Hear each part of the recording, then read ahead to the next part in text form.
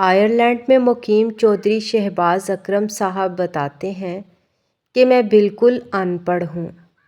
میرا یہاں آنا اور آ کر ذاتی کاروبار بنانا، پھر اس کاروبار کو کامیابی سے چلانا ایک معجزے سے کم نہیں، مگر میں نے ایک نیکی کی تھی جس کی وجہ سے اللہ تعالیٰ نے مجھے یہ سب کچھ عطا کیا۔ میرا تعلق پاکستان میں صوبہ پنجاب کے شہر منڈی بہاولدین سے تھا۔ میرے والد صاحب گاؤں کے سب سے بڑے زمیندار تھے۔ اللہ تعالیٰ کا ہم پر بہت فضل تھا۔ پاکستان میں جس کے پاس دھن دولت، روپیہ پیسہ ہو، یا پھر اچھا خاصا رقبہ ہو، یا پھر وہ کسی اچھے عہدے پر فائز ہو، تو اسے کامیاب سمجھا جاتا ہے، اور ان چیزوں کے حصول کو ہی کامیابی سمجھا جاتا ہے۔ جو ان چیزوں کو حاصل کر لیتا ہے، پھر اس کی مثالیں دی جاتی ہیں۔ میرے پاس تقریباً یہ تینوں چیزیں تھیں۔ گو کہ میں خود پڑھا لکھا نہیں تھا، لیکن میرے بھائی پڑھے لکھے تھے۔ میرا ایک بھائی جج تھا اور ایک ڈاکٹر تھا۔ آج کل وہ دونوں بھی ملازمت چھوڑ کر یہاں میرے پاس آ چکے ہیں اور میرے پاس رہتے ہیں، میرے ساتھ مل کر کاروبار کرتے ہیں۔ ہوا کچھ یوں تھا کہ ایک بار ہمارے گاؤں کے چند نوجوان نہر پر نہانے گئے ہوئے تھے، تو اچانک ان کا ایک ساتھی ڈوب گیا۔ باقی دوستوں نے گاؤں میں آ کر اطلاع دی۔ لوگ اسے بچانے کی خاطر اور ڈھونڈنے کی خاطر نہر پر گئے۔ اپنی طرف سے کوشش بھی کی گئی، لیکن اس کی لاش کو ڈھونڈا نہ جا سکا۔ نہر بہت گہری ہے، عام طور پر لاش تیر کر سطح پر نہیں آتی، اور زیادہ تر ایسا ہوتا کہ لاش نہر کے نیچے سطح کے ساتھ ہوتی ہوئی کافی آگے نکل جاتی۔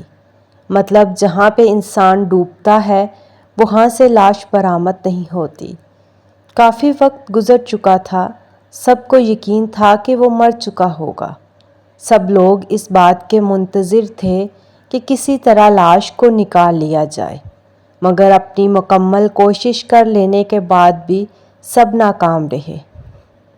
اس کے بعد میرے والد صاحب نے اپنے تعلقات کو استعمال کرتے ہوئے ایک غوطہ خوروں کی ٹیم منگوائی، اور وہ لوگ اپنی کوشش کرنے لگے۔ جو نوجوان ڈوبا تھا وہ یتیم تھا۔ اس کی ماں اور بہن وہاں کھڑی اس کے لاش کے نکلنے کی منتظر تھی، لیکن میں نے ایک چیز شدت سے نوٹس کی تھی کہ ان کی خواہش ہے کہ لاش نہ ملے۔ انہوں نے 2-3 بار کہا کہ لاش نہیں ملے گی، آپ رہنے دیں۔ جو اللہ کی مرضی تھی وہ ہو گیا، مگر گاؤں کے باقی لوگوں کا کہنا تھا کہ نہیں، لاش کو ڈھونڈنا چاہیے۔ پھر اچانک میرے پاس ڈوبنے والے نوجوان کی بہن آئی اور مجھے ایک سائڈ پر کر کے کہا، بھائی آپ لاش نہ نکالیں۔ میں نے حیران ہو کر پوچھا کہ ایسا کیوں؟ تو وہ بچی رو پڑی۔ مزید کوئی بات نہیں کی۔ میں نے اسے تسلی دی۔ اس کے منہ سے صحیح طرح سے بات نہیں نکل رہی تھی، لیکن اس نے ہمت کر کے مجھے کہا کہ آپ میری والدہ سے مل لیں۔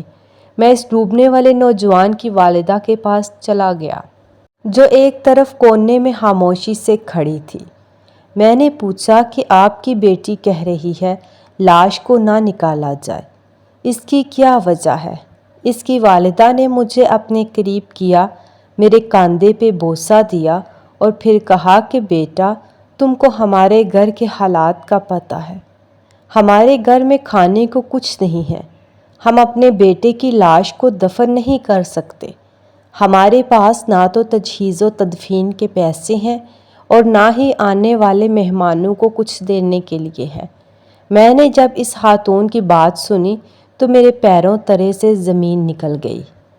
میں باقاعدہ گھٹنوں کے بل نیچے بیٹھا، ان کے گھٹنوں پر ہاتھ رکھا اور کہا کہ آپ میری بھی ماں ہیں۔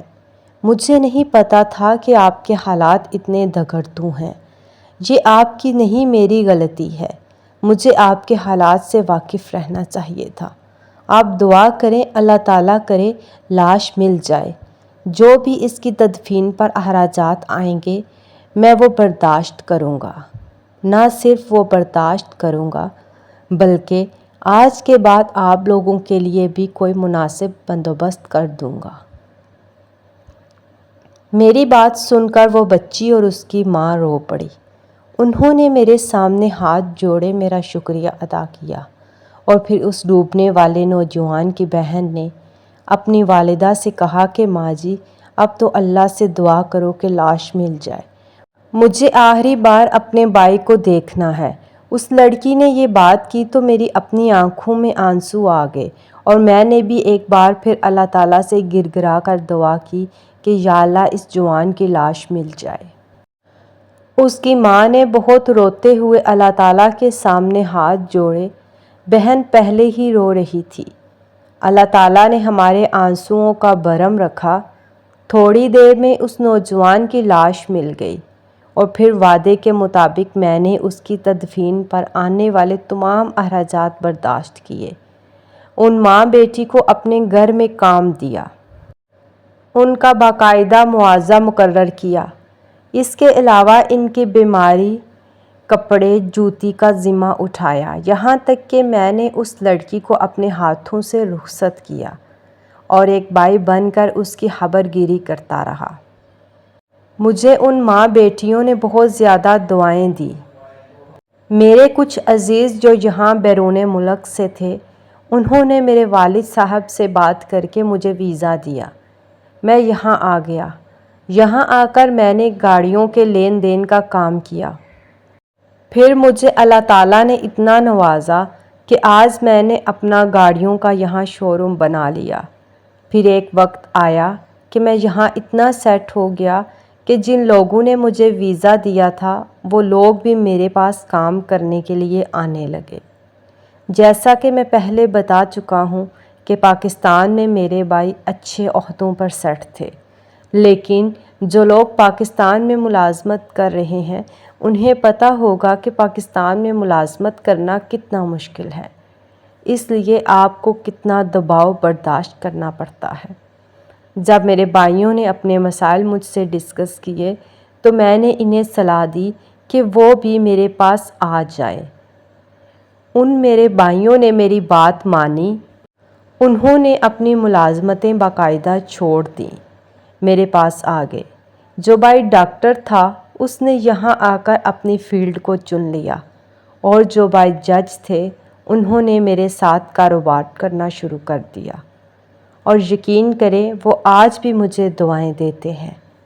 وہ کہتے ہیں کہ میں نے جب سے ملازمت چھوڑی ہے میں آزاد ہو گیا ہوں، میری آدھی پریشانیاں کم ہو گئی ہیں اور وہ مجھے خود سے زیادہ خوش قسمت گردانتے ہیں۔ گو کہ لوگ یہ سمجھتے ہیں کہ میں نے ان سب کے لیے بہت محنت کی، لیکن حقیقت اس کے برعکس ہے۔ میں نے اتنی محنت نہیں کی جتنا مجھے اللہ تعالیٰ نے نوازا ہے، اور مجھے یہ لگتا ہے کہ یہ سب کچھ اللہ تعالیٰ نے مجھے صرف میری اس نیکی کے بدلے میں دیا ہے جو میں نے اس بیوہ عورت اور یتیم بچی کی تھی، اور پھر جو میری وجہ سے ایک مسلمان نوجوان کو قبر اور کفن نصیب ہو گیا تھا۔ یقیناً اگر آپ اپنے اعمال پر بھی نظر ثانی کریں گے تو آپ کو بھی اندازہ ہو جائے گا کہ اگر آپ مخلوق خدا کے ساتھ بھلائی کرتے ہیں تو اللہ تعالیٰ آپ کو اس کا اجر کئی گنا بڑھا کر دیتا ہے۔